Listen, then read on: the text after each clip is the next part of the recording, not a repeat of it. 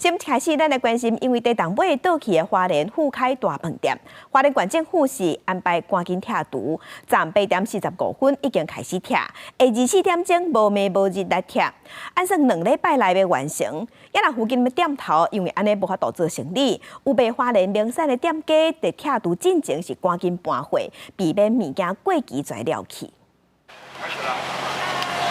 工作人员用无线电联络，开始拆除作业。花莲市闹区的富凯大饭店受到连续2遍规模6个地震影响，大楼出甲正严重。花莲县区紧急安排24暗8点45分开始拆。这台陆河河长手大钢架拆过天龙星大楼，加装大挂机料会当存到42公尺，是全部上长，上悬会当跳到10个楼。因为富凯饭店附近所在较矮，只敢若会当一台机具入去拆，困难度较悬，先吞吐塔悬8公尺，有防护网，对上顶头层开始拆。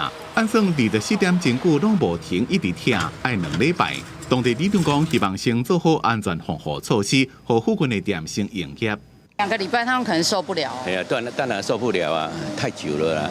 这样地震就游客又少，没有进来啊。现在有在附近的顾客也是要顾好啊。有一寡店的员工伫咧搬货，因为唔知影当时才当营业，惊一寡食品会过期。花莲薯系列的，因为期限比较短。 对，所以那个要赶快撤到我们另外一家总店，到期就那些食品就会浪费掉，这样很可惜。中山路市中心的店面大部分拢是铁门有来无营业，只敢若中华银行花莲唯一的分行有开。